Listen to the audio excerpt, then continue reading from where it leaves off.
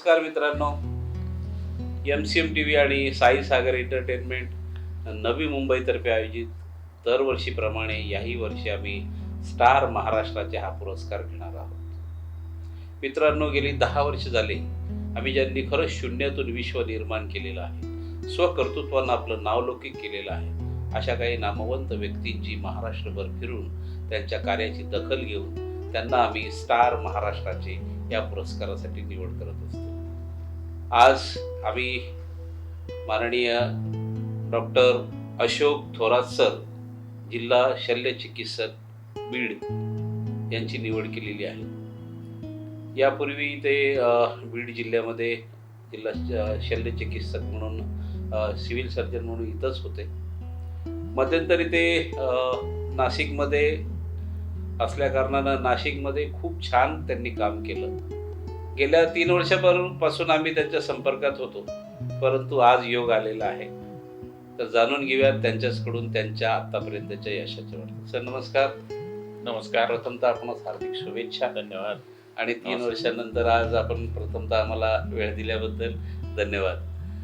Sir, आमचा हा जो स्टार महाराष्ट्राचे पुरस्कार सोहळा दरवर्षी आम्ही घेतो, या पुरस्कारासाठी आम्ही आमच्या MCM TV आणि साई सागर एंटरटेनमेंट तर्फे निवड केलेली आहे. याबद्दल आपलं मत.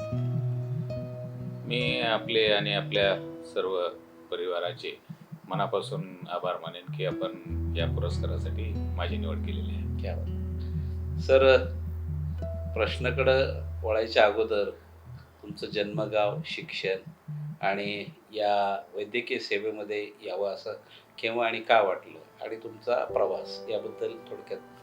मी बीड जिल्ह्यातील केज तालुक्यामधील कुंभेफळ या छोट्याशा गावामधून येतो आणि जसं इतरांना वाटायचं तसं मेडिकलचं आपसुकच अप्रूप मलाही 11वी-12वीमध्ये वाटलं आणि त्यामुळं मी मेडिकल चॉईस केलं आणि मेडिकलला ॲडमिशन घेतलं. क्या बात. सर, पूर्वीची परिस्थिती कशी होती घरची? घरची मी मध्यम वर्गीय कुटुंबातून आलेलो आहे. माझे वडील कृषी सहाय्यक म्हणून शासकीय सेवेमध्ये होते.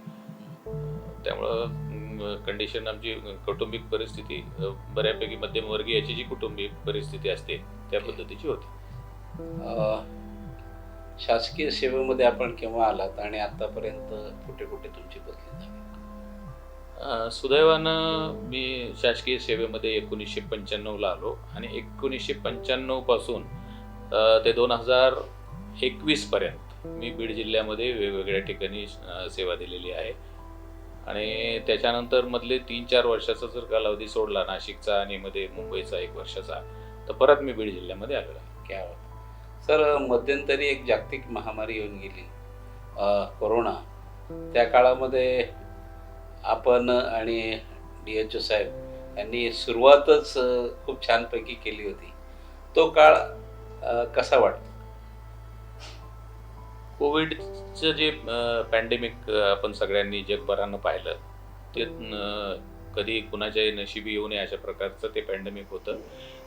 परंतु जसं आपण म्हणतो की आपत्तीतून इष्टापत्ती, त्या पद्धतीनं ती महामारी येऊ नये अशी सगळ्यांचीच इच्छा असते, पण ती आली आणि त्यावेळेला मला माझ्या जिल्ह्यामध्ये काम करण्याची सुदैवानं संधी मिळाली. त्याचं जास्तीत जास्त जिल्हावासियांच्या सेवेत काय काय करता येईल अशा प्रकारच्या अनेक गोष्टी आम्ही त्या कालावधीमध्ये किंबहुना लाट सुरू होण्याच्या अगोदरच तयारीच्या माध्यमातून खूप चांगल्या गोष्टी आम्ही या जिल्ह्यामध्ये केलेल्या आहेत. त्या काळातले काही सुखद दुःखद काही असे अनुभव आहेत का, जे आज इथे मुलाखतीमध्ये शेअर करावेसे वाटते? पहिल्या लाटेमध्ये ज्यावेळेस आम्हाला सांगितलं गेलं की तुम्ही 200 खाटांची व्यवस्था जिल्ह्यामध्ये करा, त्यावेळेला या ठिकाणी आम्ही जवळपास 1000 बेडचं लोखंडी सावरगाव या ठिकाणी हॉस्पिटलची व्यवस्था केली आणि इतरही हॉस्पिटल्समध्ये व्यवस्था केली. पण सगळ्यात मोठं हॉस्पिटल म्हणून लोखंडी सावरगाव या ठिकाणी 1000 बेडची व्यवस्था केली.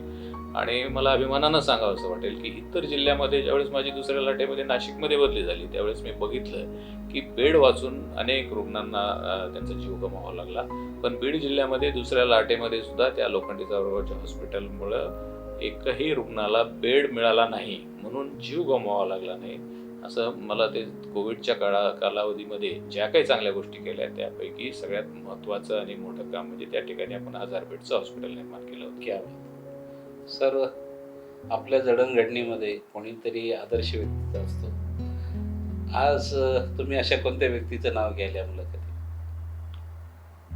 जडणघडणीमध्ये असा कुणी बाहेरच्या व्यक्तीपेक्षा आपली आई, वडील आणि आपले गुरुजन क्या बात. या सगळ्यांचं महत्त्व हे अनन्यसाधारण असतं आणि मी त्यात आई, वडील आणि सर्व माझे शिक्षक म्हणजे बालवाडीपासनं ते MBBS, MS, DGOचे जे आदरणीय शिक्षक आहेत ज्यांनी मला शिकवलं त्यांना मी आदर्श मानतो. सर, बीड जिल्ह्यातील प्रामुख्यानं आरोग्याविषयी काय समस्या आहेत आणि त्या कशा सोडवायच्या तुम्हाला वाटतं? बीड जिल्हा हा आमचा म्हणजे ऊसतोड कामगारांचा जिल्हा म्हणून ओळखला जातो. त्याचबरोबर थोडासा मागासलेला असलेला आमचा जिल्हा आहे. या ठिकाणी प्रत्येकाच्या घरी प्रायव्हेट हॉस्पिटलमध्ये जाऊन ट्रीटमेंट घेता येईल अशा प्रकारचे मुबलक पैसा पण प्रत्येकाकडे नसतो. त्यामुळे आमची मेजॉरिटी मंडळी हे शासकीय यंत्रणेवर अवलंबून असतात आणि त्यांच्यासाठी जास्तीत जास्त चांगल्या नवनवीन कल्पना या जिल्ह्यामध्ये मी मागच्या कालावधीमध्ये राबवलेल्या आहेत आणि यापुढेही राबवणार आहे. आमचा जास्तीत जास्त फोकस असा असतो की ज्या आमच्या पब्लिक हेल्थचा जो मुख्य उद्देश असतो, माता मृत्यू दर कमी करणे असेल किंवा नवजात अर्भक दर मृत्यू दर कमी करणे असेल, त्याच्यावर आम्ही फोकस करून या जिल्ह्यामध्ये काम करत असतो. आणि पहिल्या कालावधीमध्ये ज्यावेळेस मी कार्यकाळामध्ये काम केलं त्यावेळेस ह्या दोन गोष्टीमध्ये अतिशय चांगलं काम केलं आणि त्यामुळं महाराष्ट्राला दुसरा पारितोषिक 2 विभागामध्ये मिळालं होतं. एक माता मृत्यू दर कमी करणे आणि दुसरं पंतप्रधान सुरक्षित मातृत्व अभियान चांगल्या पद्धतीनं राबवणे.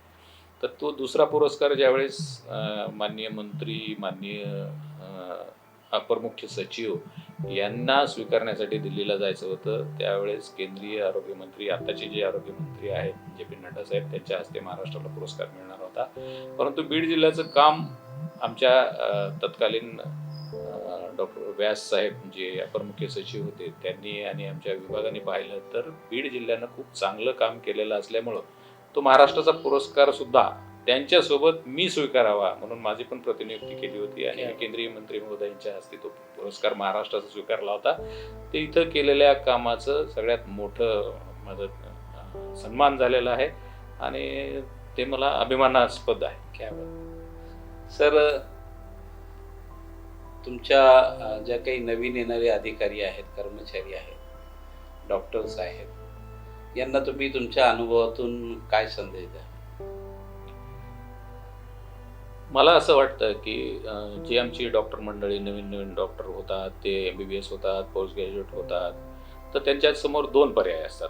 एक पर्याय असतो शासकीय सेवेत येऊन रुग्णांची सेवा करण्याचा आणि दुसरा पर्याय असतो खाजगी वैद्यकीय व्यवसाय करण्याचा. खाजगी वैद्यकीय व्यवसाय करत असताना 2 पैसे जास्त मिळत असतील, परंतु शासकीय सेवेत रुग्णांची सेवा करत असताना आपला जो आपण जे काम करतो त्याचं मूल्य हे खाजगी दवाखान्यात दिलेल्या सेवेत जे आपल्याला पैशाच्या स्वरूपात मिळतं त्याच्यापेक्षा कितीतरी पटीनं शासकीय सेवेत मोफत उपचार केल्यानंतर रुग्णाच्या डोळ्यातलं जे समाधान आहे ते बघून त्याही पेक्षा जास्त मोठं समाधान आपल्याला शासकीय याच्यात मिळतं.